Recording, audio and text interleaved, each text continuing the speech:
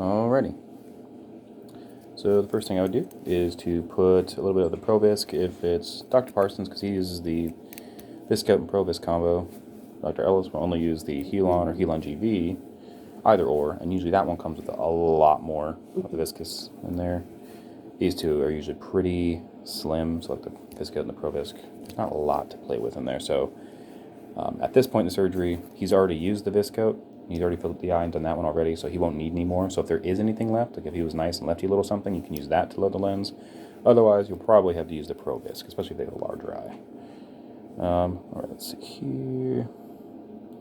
So I usually put one drop on the outside. There's not a lot here. Alright. And then I would take as close to the haptic. This is the haptic, because the outside. Try to get as close as I can to outside of the lens to grab that. If it wasn't so sticky. Let's try this way. And that would sit right onto that drop of Provisc.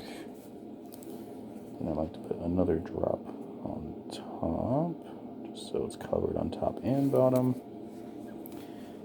Then for the cartridge, the lens cartridge, it will have on the top of it what direction to fold the lens.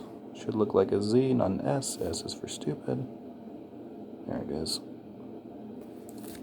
So this is the bottom of the haptic, right there. Let's see, if you don't have a lot of Viscout left, the minimum you should use is like a donut on the edge, like the mouth of the cartridge. If you have enough, or if you have a lot of Helon left, you can kind of fill up about half of this, just so it's, as you're pushing it, it's a little bit easier to slide down the cartridge. Alright. So first, you have the top of the cartridge. You want to make sure that matches the same shape as this. These haptics are supposed to form the shape of a Z, not an S. S is for stupid. Let's see. Good God, this thing is well used. Alrighty. Let's see. I'm just gonna allow this here. When holding on to the lens, you want to try to get as close to the base of the haptic and off of the actual optic as you can. Alrighty. When loading it into the cartridge, I load the first haptic first. I use the edge of the cartridge, let's see, to push the front haptic so it sits in that drop of viscous fluid on the top of the lens when it's looking like this. And then the start of the haptic, I follow along with the picture that's on the front. You can barely see there. I would load that in, push that into the viscous just a little bit until it sits by itself. A very important step. What you do is you take the forceps, you pull that against the top of the cartridge, you would open it up, then around the haptic you want to, or around the optic, you want to open up the forceps and seat the actual lens so it stays in there. Then what you'll do is you'll take the last haptic, once it's nice and seated, you take that and you can fold that forward so it's sitting on that viscous fluid on top of the lens again. Let's see, back up a little bit. Once it's in the fluid, it should all be nice and comfortable. Then we'll use the Monarch loading forceps. You can see, if I clean this off, clean it a little bit more. You can see that on the forceps, there is a little notch. If this top part has the picture, then you'll have that notch facing downwards.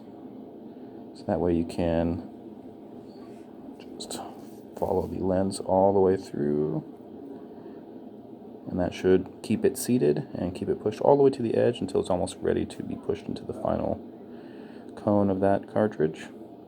I like to use it to make sure that the haptics are still on top as it tacos, so the edge of the optics here kind of folding upwards. That's what we're hoping for. Alrighty.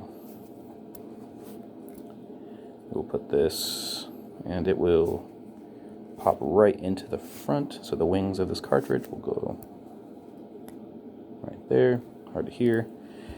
Then before we give it to the dock, we're going to make sure that this is actually, let me aim this better, this metal sliding bit will go into the bottom of that cartridge. That's what we're hoping for. That way it'll connect very gently to the actual optic. And let's see, we'll slide that forward.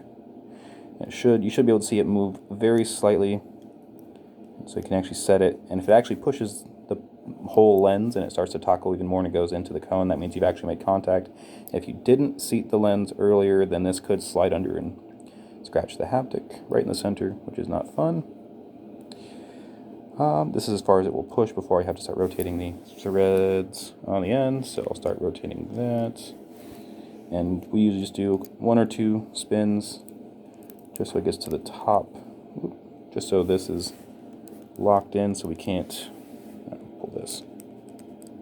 Just so it's locked in and we can't accidentally pull that metal piece out, and it'll accidentally pull the lens back out and we have to refold it again. And then, alrighty. So, we'll refocus down. How about here?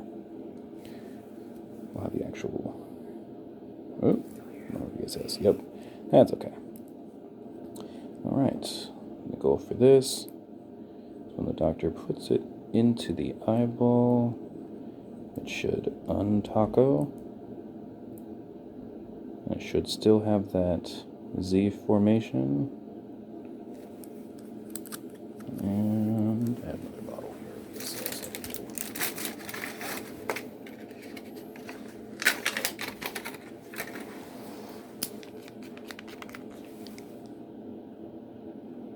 It'll open up with heat and with moisture when it's not Pro-Visc or Viscoat. And it should, over time, eventually open up. I can just get closer with that one so you can actually see it.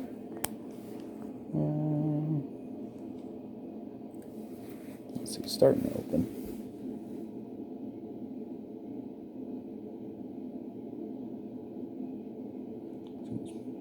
Force it open, but yeah, so you can see it's got the haptic here and the haptic here just like it was earlier. It should be inside an eyeball and everybody should be happy.